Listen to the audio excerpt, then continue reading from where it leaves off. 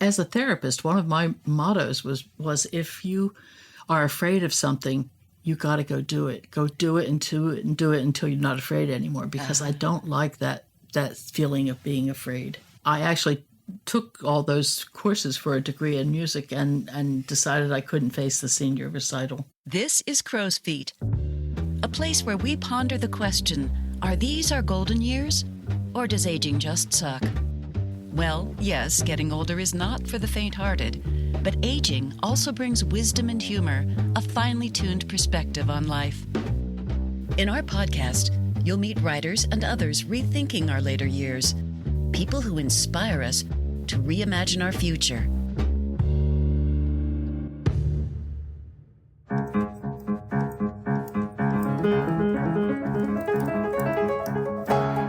You're listening to today's guest, Jean Feldeisen, practicing her piano skills.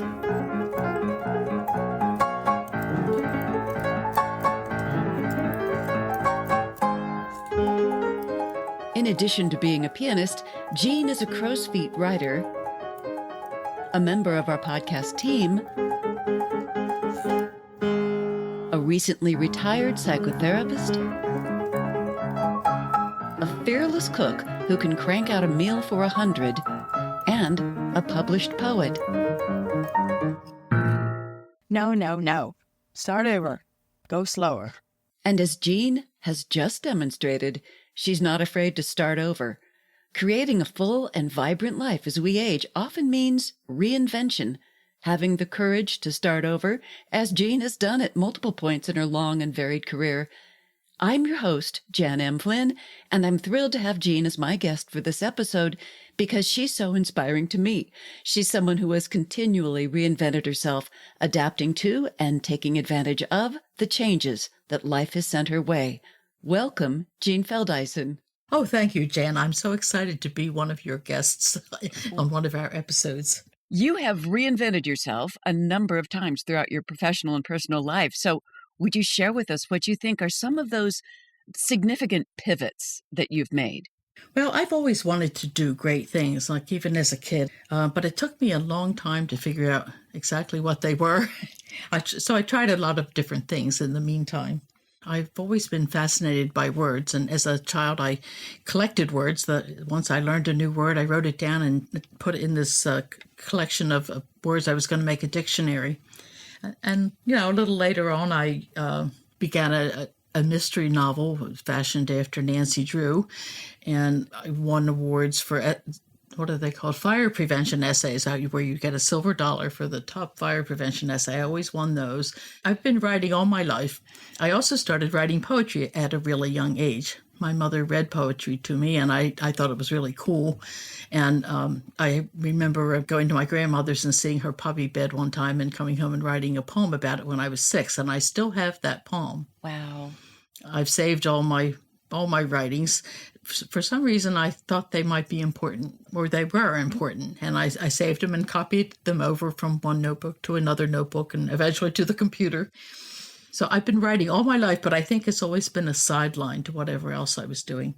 So what are your other sort of major directions that you've taken in life, like that you've pivoted from one to another? I entered college planning on a career in medicine. I wanted to be a brain surgeon because I thought that sounded like the hardest. I like biology and chemistry and all that, but I thought medicine sounded like the hardest, and brain surgeon the hardest of all. So I was going to be a brain surgeon.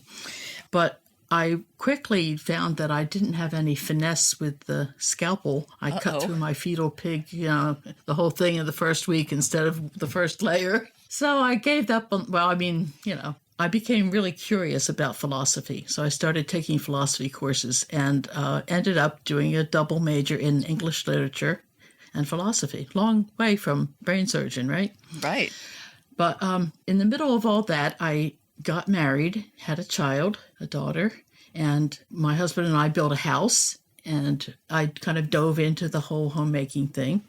But my academic goals, they were at the back of my mind, kind of nagging at me. So it wasn't long before I was back in school again. I had my daughter in one of those little baby carriers with a handle, and when I went to register for courses. And I ended up receiving a degree in philosophy and English literature at Stockton College in New Jersey. Then after that, I entered a PhD program at Temple University. And I had to drive about 40 minutes to get to the train and then take that train and then another train into Philadelphia to get to Temple. So that was a strenuous commute. And so I did that for about a year. And then I quit. That was not working out. So I quit. And I was floundering around, didn't know what to do next exactly. That was when I took a whole bunch of music courses. I did most of the coursework for a music degree, but I didn't want to play a senior recital. So I didn't take that degree, changed directions again. So in the middle of all this floundering, I decided, why not be a caterer? I had a friend who who asked me if I wanted to cook her daughter's wedding. And I said, yeah, I think catering would be fun. I like to cook and plan parties and shop and find new recipes and that sort of thing. So I dove right into that. And for the next 10 years, I had a catering business. I catered things from parties for 8 in your home to a football banquet for 500 to weddings for 200 and 300. Along with wedding cakes. And Wow. it was quite an operation. I hired people to help me. I had mostly family members and friends, but I didn't do this all alone. But yeah, it was my business. So I did that for about 10 years. And then all the time I was catering, I realized that this wasn't really my life's dream. And along about 1987, my younger brother died at the age of 20. As you might imagine, it kicked our whole family into, a couple of years of grieving. But it also gave me a kick in the pants and kind of to get serious about what I wanted to do with my life. I had all these ambitions, and here I was, catering. So I started taking career vocational courses and trying to figure out what I would be good at in a serious way. I didn't want to waste any more money on school doing something I wasn't sure I would like. And I interviewed people. I actually had a job in a mental health facility at a Family Service Association screening potential clients. And I got to know a lot of the therapists and psychologists there. And I was able to figure out what degree program would lead me to a career where I would really be needed and valued, and where insurance companies would, pay for my work. So I decided on social work and set out to get a master's degree in social work. And I did that at Rutgers University. Had to commute there too, but by then it was just part of the deal. It was part of my decision, and it went very well.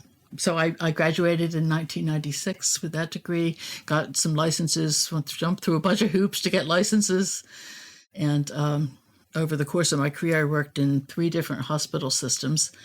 And then 2006, I set up a private practice, and I've been doing that ever since, till this year when I decided to retire. It seems to me like one of the key ingredients in your ability to reinvent is the ability to decide that something isn't working out for you. It's no longer serving you, and it's when it's time to let it go. I had several favorite uncles who had doctorates, and I was smart, and I thought I should have one too. But it all sounded good on paper. But once I got into school and sat listening to tedious arguments about obscure points, I was bored. It didn't really fit with the rest of my life very well. And comparing it to playing the piano, I just didn't have the passion for it that I felt you would need to have in order to go through this torturous program of work that I would have to do. Plus this long commute and leaving my child at home. What would you say to somebody who's maybe considering a similar kind of 180 life change or thinking, I invested all this in this, degree program, and it's just, it's soul crushing. What would you say to them? Well, I would say find what you love and do it. You need to try things in order to find out what you like and what will work for you. But this is the important part. Don't do something just because you started it. Don't keep going. Just because somebody else thinks you should do it or you would be really good at it, even if you are really good at it. I was really good at a lot of things, and, that was an obstacle at times.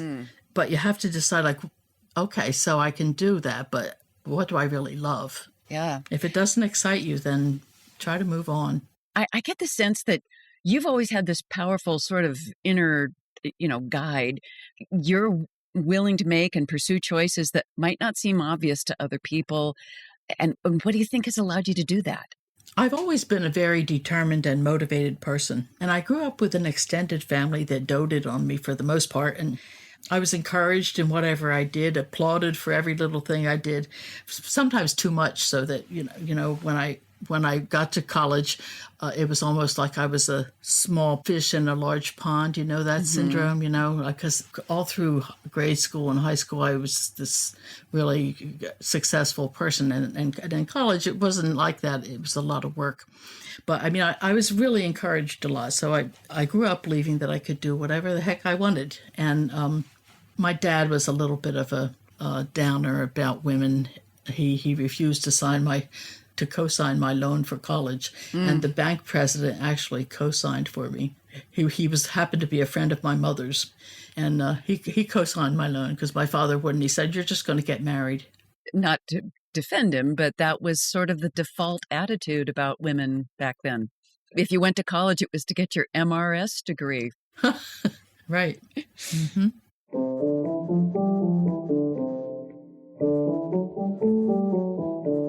You're listening to Crow's Feet, Life as We Age, where our topic for this episode is reinventing ourselves as we move through life. And our guest is writer, therapist, fellow Crow's Feet podcast team member, and now published poet, Jean Feldeisen, who has reinvented herself a number of times.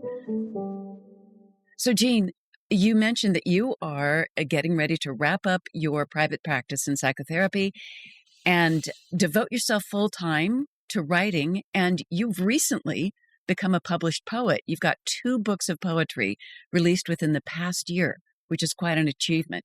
Would you share with us some of your journey as a poet and how those books came to be?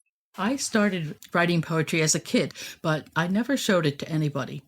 And on my 70th birthday, for my birthday party, I sent out with the invitation a poem, one of my poems. And nobody really made any remarks about it or anything. But at that point, my poems were like baby bunnies ready to leap out of the nest or something.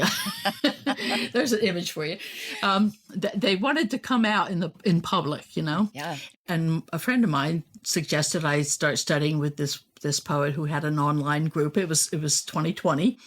And I joined up this group called Poetry Parlor, and I began working with the teacher and with other group members, giving feedback, listening to feedback, talking about poems, taking them apart, looking at ways to make them better and that kind of thing, studying.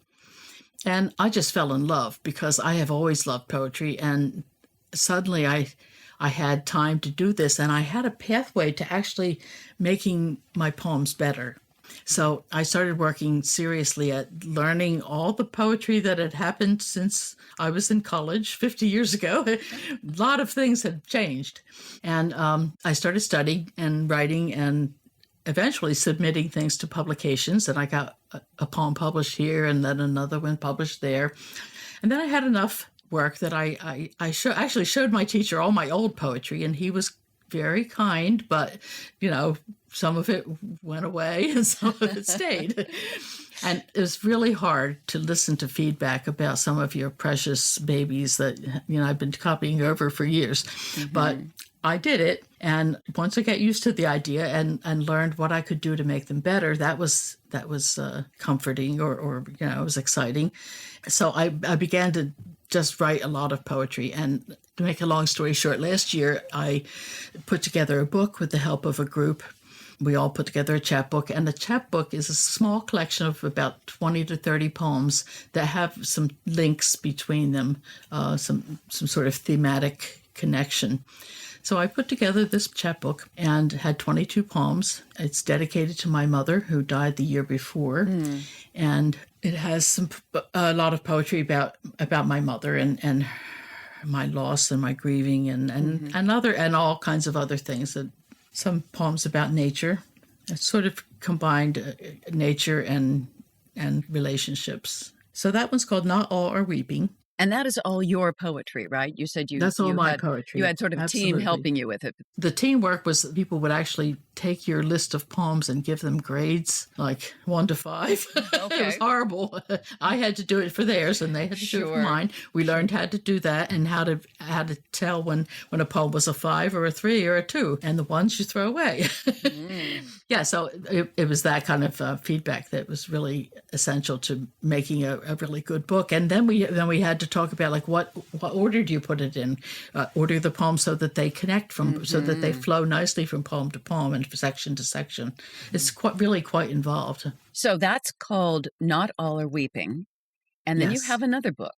Yes, this other book was self-published. My friend and I, R.G. Nestor, began working on it about 2 years ago, and we wanted to do something fun together. And she's an artist, a visual artist and a teacher, and I wrote poetry. So I gave her a bunch of my poems. We decided to do it about the seasons, around the seasons of the year, a rough idea of how to organize it. So I would give her poems, and she would make images to go with them. And then after a while, we decided, well, that's not fair because I have the poems written already. So she's got images ready. Why don't I write some poems about them? So I did.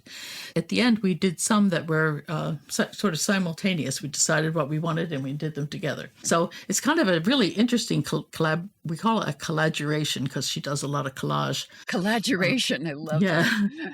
So eventually it turned into a book, and we wanted full artistic control of it. So I had it printed with a main printer. And it's really beautiful. What's its And title? its title is Catching Fireflies. I happen to have a copy of both your books, and they're beautiful. And, we'd like our listeners to be able to access those. So we will put links in the episode descriptions, but where can people find your books? My poetry book can be obtained from Main Street Rag Publishing Company. And that's Not All Are Weeping. That's Not All Are Weeping, Okay. yes. My memoir, Dear Millie, can be purchased on Amazon because I did that through Kindle. Mm-hmm. And our Catching Fireflies, you need to buy from us. Nobody else has it. Wow. Yeah. Got an exclusive copy. Well, again, we'll put those links in the show notes. Is there a poem from one of those books that you'd be willing to read? Sure. The poem I'm going to read is one I don't usually read in public because it's kind of long and it's kind of confusing maybe, but I like it because it talks about philosophy, about baking bread, bringing in the catering reference, and also about my search for meaning, looking for answers in life, and about finding them through nature. So the poem is called At This Age While Making Bread. I could pound out the meaning of life after a lifetime working the question. Every philosopher needs, pushes, pulls, smashes it down hard on reason's warped wooden board, or turns it over and over in hot hands until the ferment stops. Now just slop for the tired heap of overdone thought. For answers I go alone, lose myself in the forest, wander deep between trees, wedge myself into dirt and lie down among snaking roots.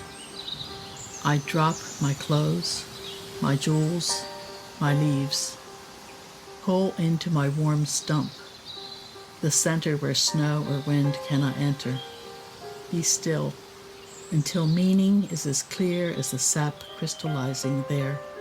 Stepped over by tall deer and tiny mouse legs, know from below the stench of high-stepping skunk, the acrid fox flash. Wait until the ice-glazed leaf cracks in spring. The stumpwood full of sap burns hot then. Despite my wandering, the bread waits, though it wants more proof, and we will need the high heat before we're through.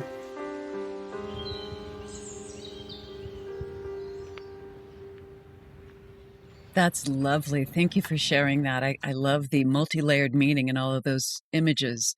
Thank you. So again, we'll provide links in our episode description for where folks can find more of your poetry, your memoir, and you also write on Medium. You write a lot for Crow's Feet, so people should look you up there.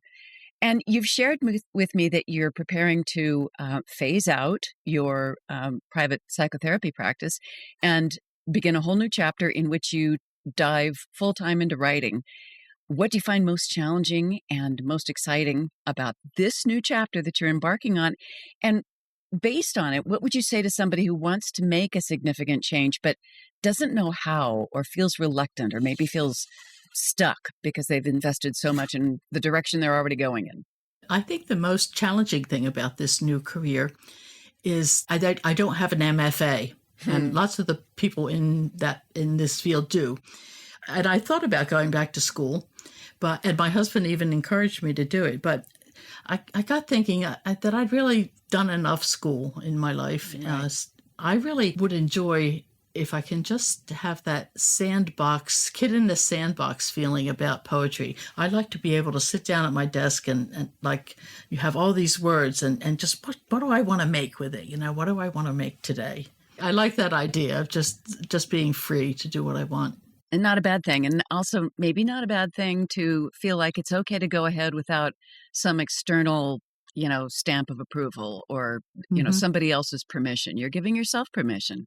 One of the other things that having a degree might have helped with is the having connections in the education field or in the literary world, because Mhm. I don't have any. And that's been a kind of a struggle trying to make connections one at a time for me. I don't have that background of colleagues and teachers and stuff that would help maybe promote my work or help me get further along. But I don't know. I decided it wasn't important enough. Well, and you've already got 2 books out, one of which was accepted really quickly after you submitted it to the publisher. So I think that's like within days. That's pretty unusual. So I think you're doing okay there. Are there any challenges that you feel like you haven't met yet that you feel kind of are still maybe in your way, sort of niggling at you? Well, yes. And the challenge has to do with playing the piano in public. My fear of playing the piano in public, of totally freezing on a stage in front of an audience, goes way back to college days. I actually took all those courses for a degree in music and decided I couldn't face the senior recital. So I just stopped. That was really that fear of performing and freezing on Hmm. stage that Hmm. stopped you in your tracks, even though you would have preferred to go ahead. I didn't say it out loud to myself, I don't think, but it was a fear. I believe that's probably true. Yeah. I'd like to improve my willingness to do that, and that's one of the things I'm working on. I practice the piano every day for an hour, and I'm really devoted to that. And I used to teach piano, so I know how to do it, and I know how to different techniques to use and ways to practice and stuff like that. But I do need somebody to kind of push me out onto a stage. Uh-huh. And let me play something really easy and just start to get over this fear. As a therapist, one of my mottos was if you are afraid of something, you got to go do it. Go do it and do it until you're not afraid anymore, because I don't like that feeling of being afraid. Maybe the takeaway there is that no matter how far we've come in life, there's always another challenge. There's always more terrain to explore as long as we're alive. Yeah, and that's really a good thing, isn't it? It I'm is. so glad there's more terrain to explore. I wouldn't like to already know everything or to be fully actualized yet. I don't want to be fully actualized yet.